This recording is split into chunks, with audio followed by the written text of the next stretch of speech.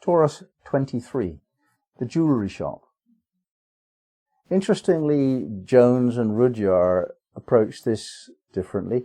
The image of a jewellery shop and jewellery itself conveys the idea of giving certain things, rocks, unusual rocks, special importance.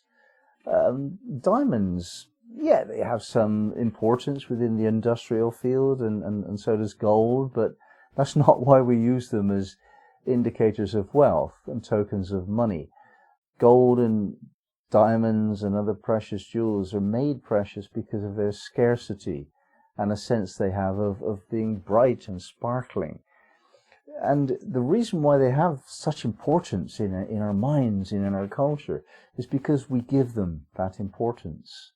We bestow upon these things a special importance as tokens to mark our place in the world. They're tokens of importance and wealth and achievement and so on and so forth. And yet, if we look below the surface of that, why do some people want to have tokens of their importance? Why is it important for somebody to wear jewellery? Does it really make them pretty? Well, today we think so, especially the people who are wearing them, these necklaces of diamonds and so on. But does it really make them prettier? Does it make them more attractive?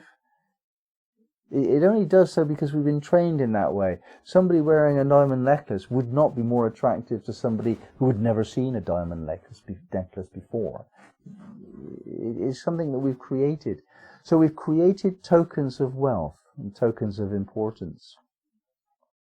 So by extension, we can say the posh car and the perfect haircut and other evidence that we've got lots of money spare to make our stamp on the world as a person of worth and substance. This represents an unconscious flinch against a sense of the opposite, the impotence, the unimportance, the triviality, and the changingness of life that some people experience as a poignant fear. So whenever you see somebody who's showing off how rich and important they are, be a bit sensitive to the fact that those people are living in fear. And you can't tell them this. They would be aghast to think that that's the truth of it. But it is the truth of it. Anybody who needs a car to claim a social status, anybody who needs social status at all, they're in fear. And their fear is based upon the fact that we cannot control the flow of energy in life. We cannot control life.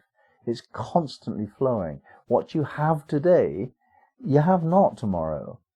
You cannot hold on to anything.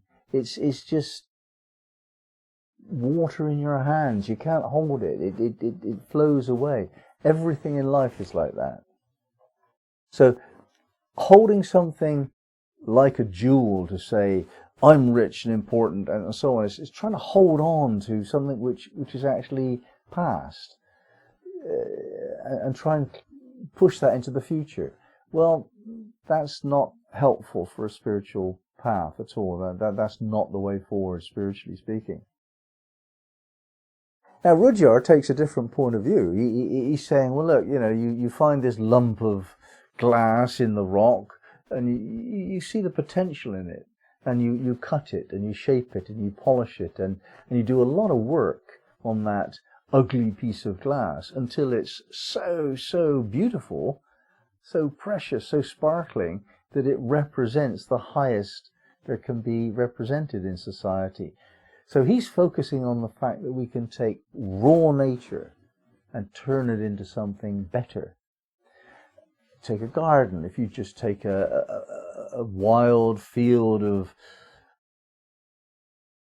gorse and bramble and grass, and you put a huge amount of work into that and turn it into a beautiful garden of colourful flowers that change in every season, and people get this sort of spiritual experience when they walk around it.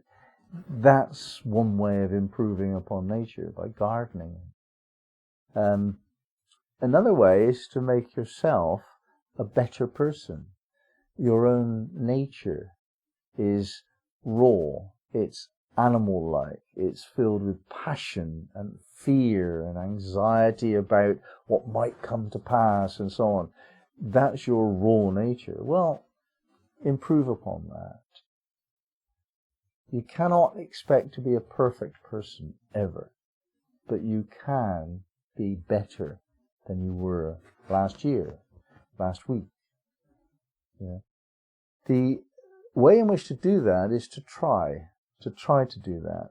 And to try to do that, you need to know what you're trying for. So the soul will tell you the answer to that question. What does the soul want? What does my soul want me to be? You could look at it that way around. You could look at it the other way around. I am a soul operating through this person, through the person's personality and character and so on. What do I want as a soul, this person, to help me develop?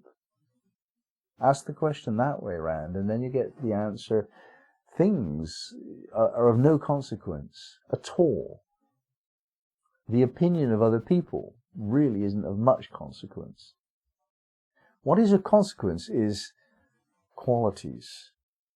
The soul wants to develop itself in terms of qualities.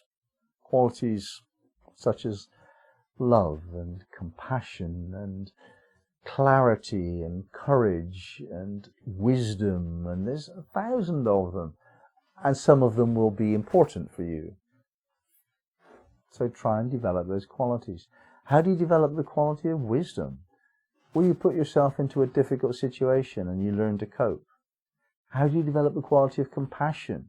Well, you put yourself in the presence of needy people who really wind you up and make you irritated, and you hold your irritation until you learn not to become irritable. How do you deal with your anger? Play sport or move somewhere where nobody triggers it, and learn to meditate and so on. But try and grow in your qualities and improve upon nature.